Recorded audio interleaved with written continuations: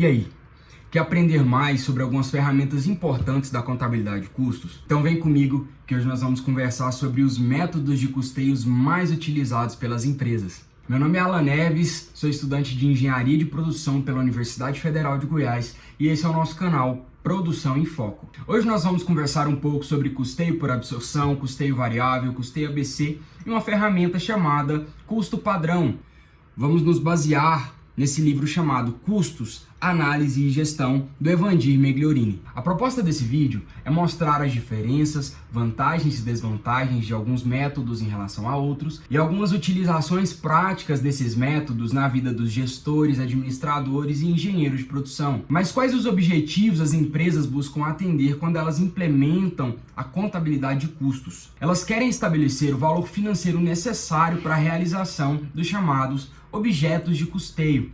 O que são esses objetos de custeio? Os objetos de custeio podem ser uma atividade, uma operação, um departamento ou qualquer coisa que envolva gastos para a empresa. Partindo disso, nós podemos listar algumas informações que a contabilidade de custos fornece para os gestores. Dentre elas estão a determinação dos custos utilizados na produção, a determinação do custo das áreas da empresa, as informações necessárias para a tomada de decisão quanto à viabilidade de negócios, assim como atender às exigências legais vigentes no momento. E para a obtenção dessas informações, nós temos alguns métodos chamados métodos de custeio. E o que são esses métodos de custeio? São os métodos que nos permitem apurar esses valores financeiros gastos pelas empresas. Mas antes de falar sobre cada método de custeio, nós precisamos alinhar alguns conceitos que são os conceitos utilizados na contabilidade de custos. Começando pelos gastos. São os compromissos financeiros assumidos pela empresa para adquirir os recursos necessários para a execução das suas atividades financeiras. Esses gastos podem ser gastos com matéria-prima, mercadoria para revenda, insumo para a realização de serviços, assim como recursos para a área administrativa ou a parte de vendas da empresa. E o que são custos? É a parcela dos gastos utilizada para a compra de mercadorias para revenda, por exemplo, materiais para fabricação de produtos ou materiais para execução de serviços, para prestação de serviços. E o que são despesas? É uma parcela dos gastos.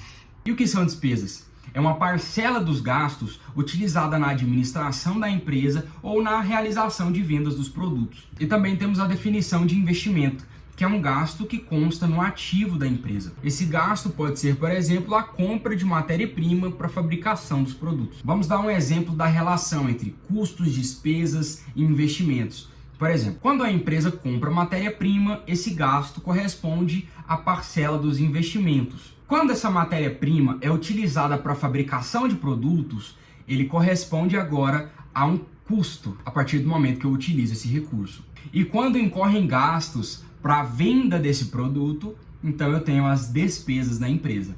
O custo pode ser classificado em 4 formas: custos diretos, custos indiretos, custos variáveis e custos fixos. Agora, vamos para a caracterização dos custos diretos e indiretos. Custos diretos são custos apropriados ao produto conforme consumo e de forma que possa ser quantificado esse consumo. Por exemplo, a utilização de matéria-prima na fabricação de um produto. Ao passo que custos indiretos são os custos apropriados utilizando-se de bases de rateio. Também temos as definições de custos fixos e variáveis. Custos fixos são os custos de manutenção da estrutura produtiva da empresa, que independe do volume de produção dentro da sua capacidade suportada. Já os custos variáveis são os custos que dependem do volume de produção da empresa. Agora vamos falar um pouco sobre o método do custeio por absorção. Esse método é um dos principais e mais utilizados, principalmente utilizada para a estruturação do demonstrativo de resultado do exercício, que é o que as empresas usam para declarar seus impostos, além de possibilitar a verificação do lucro operacional daquele período. Mas o que é o custeio por absorção? É um método que apropria tanto custos fixos quanto variáveis aos produtos fabricados. E esses produtos absorvem todos esses custos incorridos em um período. Agora vamos listar algumas etapas do custeio por absorção. A primeira de todas é separar os gastos de um período em custos, despesas e investimentos. E é importante lembrar que nesse método as despesas não são apropriadas aos custos dos produtos. Elas são levadas diretamente para o demonstrativo de resultado do exercício. A próxima etapa é separar os custos em diretos e indiretos. Os custos diretos são apropriados aos produtos conforme medição. Já os indiretos são apropriados por alguma base de rateio. Dentro dos gastos incorridos em um período, a empresa tem gastos com matéria-prima. Esses gastos com matéria-prima, como dito anteriormente, podem ser tanto vistos como investimentos quanto custos. Mas o que caracteriza um material ser chamado de matéria-prima de um produto? Ele tem que integrar fisicamente o produto. Ou seja, nós também podemos dizer que ele é a parte visual dos custos. E o que compõe os custos de matéria-prima? Os custos de matéria-prima, além dos valores pagos aos fornecedores, temos também alguns gastos com frete, seguro, armazenagem do material, além de tributos passíveis de recuperação, como IPI, ICMS, PIS e CONFINS. ICMS, PIS e CONFINS. E quando a empresa compra os materiais necessários para suas atividades, podemos nos deparar com a seguinte situação: a possibilidade de existir no estoque um produto comprado várias vezes no mesmo período, com preços diferentes e gerando custos de aquisição diferentes para o mesmo material. Para apurar os custos desses materiais, utilizamos os métodos de avaliação de estoque. O que são os métodos de avaliação de estoque? São os métodos que têm como objetivo fazer a valorização dos estoques da empresa. O primeiro método que eu vou falar é um método chamado PEPS, primeiro a entrar, primeiro a sair, ou LIFO, do inglês First In, First Out. Nesse método, o estoque é valorizado pelas aquisições dos produtos mais antigos encontrados no estoque. E esse é o único método aceito no Brasil pelo fisco para a valorização dos estoques da empresa. Temos também o método chamado WEPS, último a entrar, primeiro a sair, ou do inglês LIFO, Last In, First Out. Nesse método, as aquisições são valorizadas com base nos custos das aquisições mais recentes. E por último, o custo médio ponderado, que a cada entrada de estoque é calculada a média dos valores dos produtos que se encontram em estoque. No setor produtivo, existem outros gastos que incorrem no processo de aquisição de produtos com a mão de obra direta. O que é a mão de obra direta? Mão de obra direta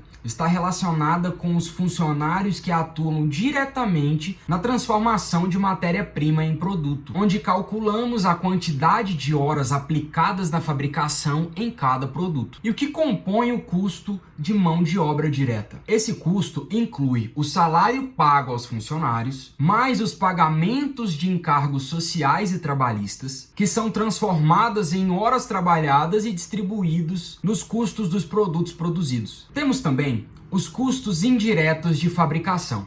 O que são esses custos? Correspondem a um grupo de elementos que o consumo não é quantificado no produto, como por exemplo materiais auxiliares de produção, como lixas, estopas, serras ou qualquer outro insumo que compõe o produto, mas nós não conseguimos ver, como por exemplo mão de obra que não pode ser quantificada, energia elétrica gasta na produção dos produtos ou até mesmo o aluguel do setor produtivo. Para esses custos serem apropriados aos custos dos produtos, são utilizados bases de rateio, que são parâmetros que relacionam o consumo desses elementos ao produto de forma que seja possível distribuir os custos entre os produtos fabricados. Alguns exemplos de bases de rateio podem ser a área ocupada pelos departamentos para fazer o rateio do aluguel entre esses departamentos, por exemplo. E aqui encontramos alguns gargalos ou desvantagens relacionadas ao uso desse método, que é a utilização dessas bases de rateio de maneira arbitrária, o que podem gerar problemas na análise correta dos custos dos produtos, como por exemplo considerar o número de funcionários para rateio da energia elétrica. Esse fator pode ser considerado relevante ou não. Em alguns casos, esse fator poderia se tornar relevante. Faria muito mais sentido, por exemplo, utilizar uma base de rateio como a potência elétrica dos aparelhos instalados nos departamentos. Agora, Levando em consideração que a demanda da empresa se altera em cada período, ou que o mix dos produtos produzidos de um período para o outro sejam alterados conforme demanda, isso acabaria gerando preços diferentes para os mesmos produtos em diferentes períodos, pela forma como os custos fixos são apropriados. Nós temos uma forma diferente de analisar os custos, que é por meio do custeio variável. Diferente do custeio por absorção, que o produto absorve os custos totais de fabricação, no custeio variável são apropriados aos produtos somente os custos variáveis. Isso porque, de acordo com esse método, os custos fixos não estão relacionados com os recursos consumidos pelo produto na sua fabricação, e sim pela manutenção da estrutura produtiva. Ou seja, os custos variáveis se alteram sempre que a empresa muda seu volume de produção. Nesse método, os custos fixos são levados diretamente para o demonstrativo de resultado do exercício e são tratados como custos do período. Nesse método, trabalhamos com a chamada margem de contribuição, que é o montante de dinheiro que sobra quando descontamos os custos e despesas variáveis dos produtos. Outro conceito importante nesse método é o ponto de equilíbrio, que é o volume mínimo a ser fabricado e vendido para que a margem de contribuição desses produtos seja capaz de pagar os custos e despesas fixas do período. Depois de conhecer um pouco sobre o custeio variável, podemos dizer que ele auxilia o gestor a estabelecer o valor mínimo que pode ser praticado na venda do produto, auxilia na decisão em optar por comprar ou fabricar um item e, principalmente, ele auxilia na identificação dos produtos mais rentáveis. Agora nós vamos falar um pouco sobre um dos métodos de custeio contemporâneo, que é o método ABC. O método ABC é baseado na apropriação de custos por atividades. E o que são essas atividades? São ações ou trabalhos específicos de converter recursos em produtos. Por exemplo, o setor de montagem de uma empresa precisa das atividades de preparar as máquinas, além de montar os conjuntos de peças dos produtos. E o departamento de pintura precisa, além de montar as máquinas e preparar as máquinas para pintura, precisa pintar os conjuntos de peças dos produtos. E assim por diante. E com o aumento das tecnologias nos processos de aquisição dos produtos, a relação da mão de obra direta com os custos indiretos de produção mudaram. Por exemplo, com uma maior atuação de máquinas no mercado, os custos indiretos de fabricação aumentam consideravelmente. Quando trocamos o serviço que era realizado manualmente, são aumentados o número de manutenções que são realizados nessas máquinas. Assim, apesar de realizar manutenções preventivas, as máquinas podem estragar a qualquer momento, podendo parar o processo produtivo. E quais as principais vantagens e desvantagens do método ABC? O método ABC auxilia no mapeamento das atividades em atividades que agregam valor e são necessárias, como por exemplo o acabamento de um produto, que gera valor financeiro a partir do momento que eu tenho um produto mais atrativo para o cliente e é uma ação necessária. Temos também as atividades que não agregam valor, mas são necessárias, como por exemplo o gasto com a administração da empresa. E temos também as atividades que não agregam valor e não são necessárias, conhecidos como gargalos, como desperdícios e retrabalhos. Esse método ajuda a identificá-los e eliminá-los. As desvantagens desse método se assemelham às desvantagens do método por absorção, por não separar os custos fixos dos produtos. E por último, vamos apresentar uma ferramenta da contabilidade de custos chamada custo padrão, que auxilia principalmente na formação dos preços de venda dos produtos. O que é o custo padrão? É um custo planejado para o produto que deve ser calculado antes do início de sua produção. Esse custo leva em consideração as imperfeições do processo produtivo que podem afetar os custos do produto, como mudanças ambientais, mudanças empresariais ou mudanças no mercado. O objetivo do custo padrão é estabelecer um padrão de comportamento dos custos para controlá-los de forma eficiente, o que contribui para a redução desses custos nos produtos. Outras definições importantes são o custo meta, custo ideal e o custo estimado.